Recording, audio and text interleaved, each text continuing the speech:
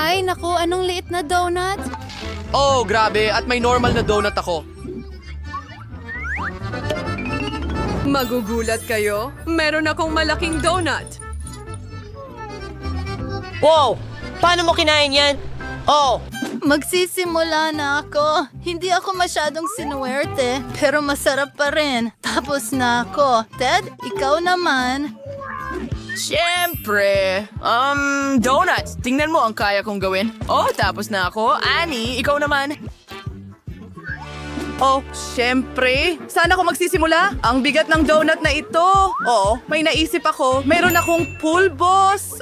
Nasa akin na ngayon. Ilalagay ko ito sa aking mga kamay at tatanggalin ang donut na ito. Magtatagumpay ako. Walang makakapigil sa akin.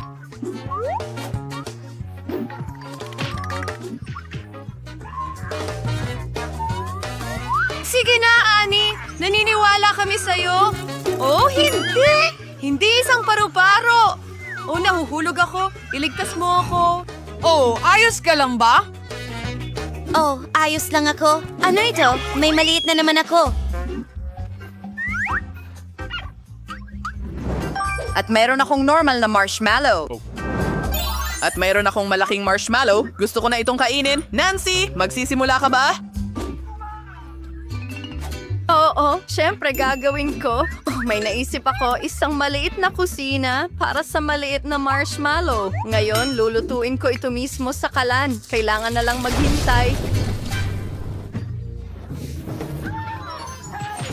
Oh, ano? Oh, hindi! Ang marshmallow ko! Oh, nasunog ito! Nancy, pero nagpamanicure ka.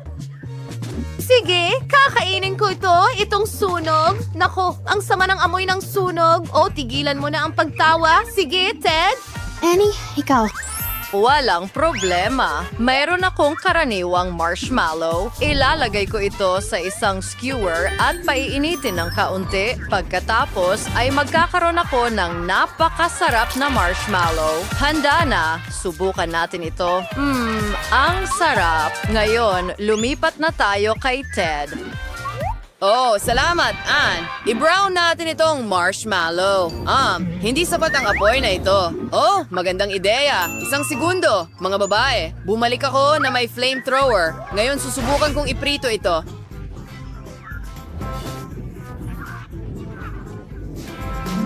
Halika dito, marshmallow. Mas mabuti na. Tapos na. Subukan natin ito.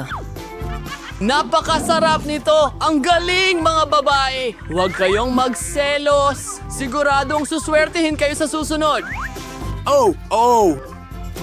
Mga babae, ang astig niyan. Ang pinakamaliit na popcorn sa buhay ko. Iyan ang naiintindihan ko. Wow! Oh, isang malaking balde ng popcorn. Sa wakas, sinuwerte ako. Wow, Nancy! Well, may super liit akong balde, kaya magsimula tayo sa akin. Pero may naisip akong napakagandang ideya. Meron akong basurahan na magpapalaki ng kahit anong gusto ko. Hooray! Ano? Bakit hindi ito gumana? Siguradong walang kwentang makina. Sige, kakainin ko na lang ito ng ganito. Masarap, pero kulang. Sa wakas, makakain ko na ito. Ilang taon na akong naglalaro ng basketball at itatapon ko lahat ng popcorn sa bibig ko. Ang bilis ko talaga. Sino ang talagang mabilis? Oh, natapos na ba agad? Oh, sige na. Sige, Nancy. Hooray! Nang may kasiyahan, nagugutom na ako. Ibubuhos ko lahat ng popcorn sa sarili ko. Oh, hindi ako magbabahagi. Huwag mo nang itanong. Tingnan mo yan. Anong biyaya? Ano? Oh, ubos na. Hindi. Oh.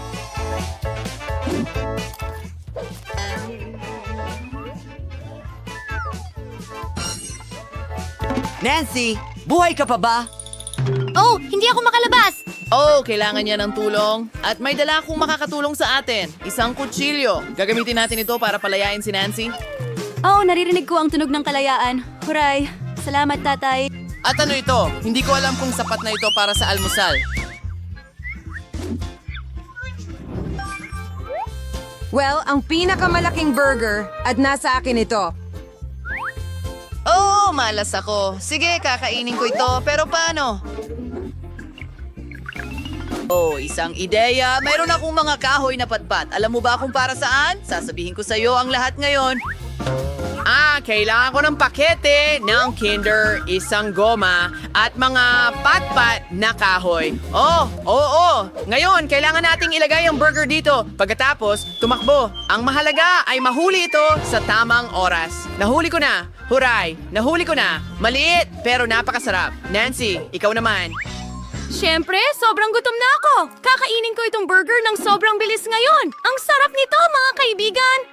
Nancy, ang iyong gana. Oh, totoo ito. Pero Nancy, may bigote at balbas ka sa mukha mo. Ako ay nakakatawa. Sino ang susunod? Oh, ako na ang susunod. Meron akong malaking burger. Oo. Paano ko ito kakainin though? Hindi iyon. May naisip ako. Ngayon, aalalahanin ko ang ilang klase sa boxing at kakainin ko itong burger. Bakit mo sinasaktan ng burger? Akala ko wala kang ginawa. Ginagawa ko ito para sa kaginhawaan. Oo. Tingnan mo kung gaano kadali ito ngayon. Ano ito? Nakakuha ba ako ng maliit na pizza? At ako ay may normal na pizza. Mayroon akong napakalaking pizza. Ito ang pinakamalaking pizza sa mundo. Ang swerte ko. Huray! At ikaw, may maliit kang pizza. Okay. Ang galing. Oh, yeah. Ang sarap nun, talaga. Ang liit. At magpapatuloy ako. Pizza. Ang galing mo. Oh, paano humahaba ang keso na ito?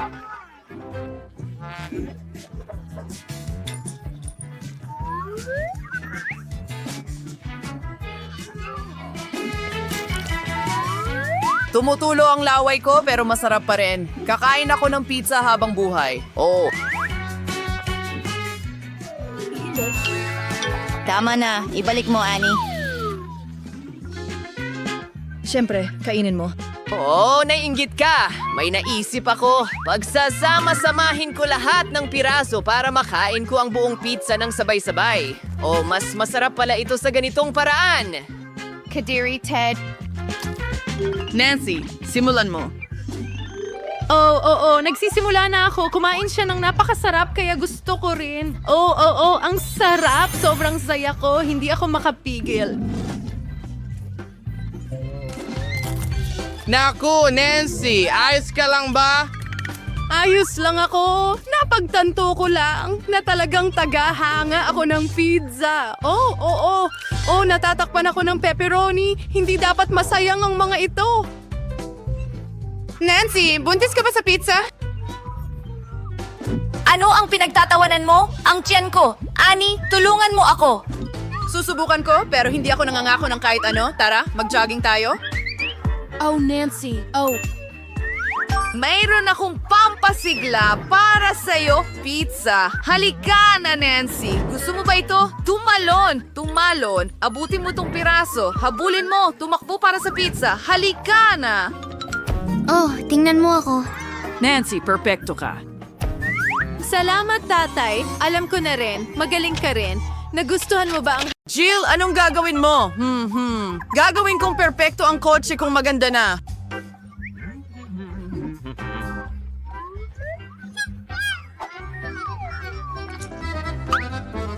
Magiging malambot, kulay rosas, at napaka-cute katulad ko. Pagkatapos, malalaman ng lahat kung kanino ang baby na ito. Sa iyo, hindi rin masasaktan. Tingnan mo lang kung gaano ito kaganda. Oh, ang baby ko ay may mga ilaw sa harap na may pilikmata na ngayon at may cute na maliit na ilong sa harap.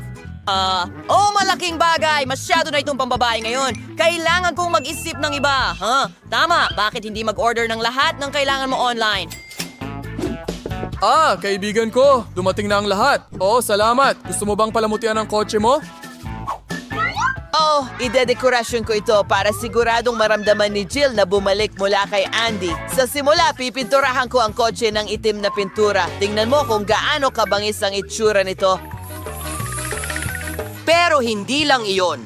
Panahon na para pinturahan ang mga gulong. At para mas magmukhang astig, maglalagay ako ng kadena at mga spike at ilang gulong. Astig! Hi Jill! Naiinggit ka ba sa akin? Ano? Oh, tama. Sige, wag na lang. Ako na ang susunod na gagawa ng hakbang. Mga subscriber, tingnan nyo ang aking kadena. Ano sa tingin nyo at ang mga salamin? Astig, di ba? Ha? Kung iniisip ni tatay na ito na ang katapusan ng aming laban, nagkakamali siya ng malaki. Ang pagpaganda ng kotse sa labas ay isang bagay, pero kailangan mo ring maging kasing ganda sa loob. Maganda. Ang parehong kulay rosas at malambot na bagay. Ang ilang mga laruan ay hindi rin magiging labis at bakit hindi palamutihan ng manibela. Ngayon, ibang usapan na ito. Sa ganitong kotse, maaari ka ring magkaroon ng kulay rosas na aso. Yung paman is yung laruan. Okay lang yung boss yung may laruan. Ispit natin ito sa salamin ng ganso. And ipapasyal ko ang mga laruan ko sa kotse na ito. Mabuti na lang at marami akong mga ito. Ngayon, hindi ka lang makakapagmaneho sa ganitong kotse, kundi maaari ka ring manirahan dito. Halimbawa, manood ng paborito mong mga palabas sa parara. Siyempre, may karagdagang pink na blacklight.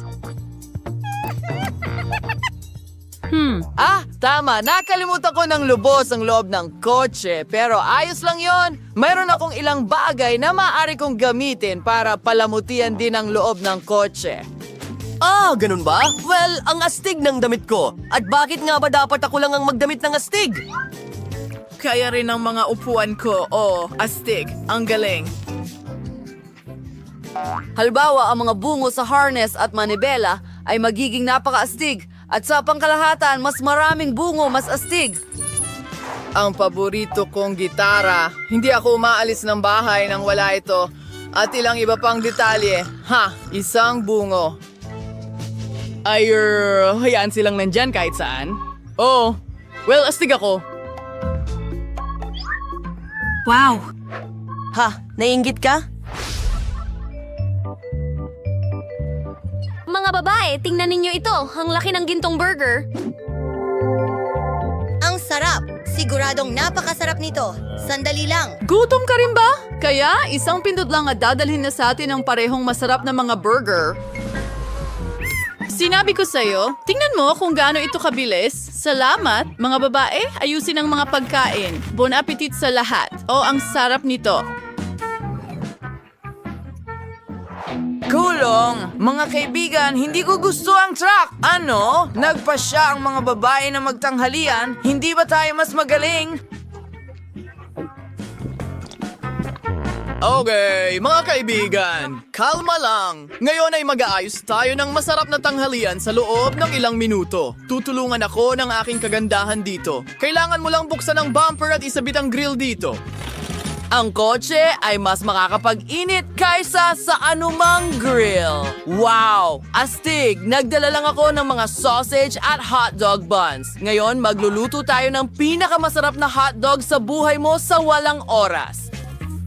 Tingnan nyo ito. Mga bata, tandaan na ang trick na ito sa pagluluto ay ginagawa ng mga profesional. Huwag itong ulitin. Anong bango? Handa ka na bang kainin ito? Ito ang aking espesyal na hotdog. Ang sarap. Mukhang nagpasya rin ang mga lalaki na kumain. Pero alam natin na mas astig ang mga burger natin, di ba? Mga babae, nasaan kayo? Mga traitor. Paano niyo ako iniwan para sa mga mayabang na yan? Hindi patas. Walang mas kapakipakinabang kaysa sa kaunting ehersisyo sa umaga. Lalo na kapag ang sarili mong kotse ang tumutulong sa'yo. Sa wakas, napakaswerte ko sa'yo. Mga babae, ulitin nyo pagkatapos ko. Nararamdaman ko na pumapayat tayo. Oh, masarap! Ano? Ano ang mga tunog na yon? Nagpasya si Jill na mag-sports. Hindi ako mas masahol. Bakit hindi gawing tunay na gym ang baby ko? Mayroon din akong malaking trunk. Gayunpaman, sa ngayon, may ilang basura lang dito pero hindi ito magtatagal. Bibili ako ng pinakamagandang dumbbells ngayon. Oo! At ilang delivery. Oh!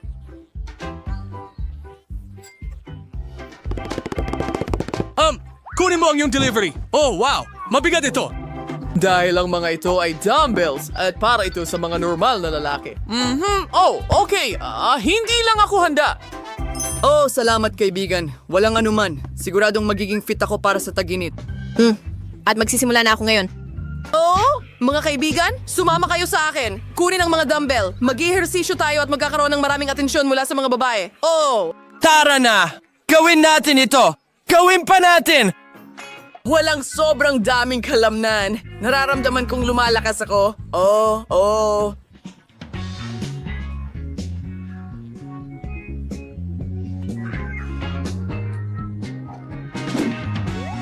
Mga babae, kumusta kayo?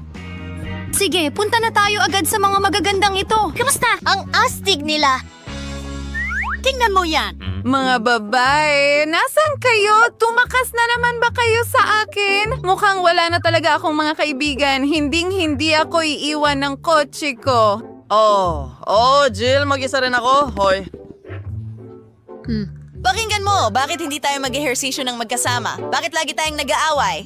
Totoo. Ted, hindi ko alam na talagang ang cute mo. Mag-subscribe sa Pira Rasa para hindi mamiss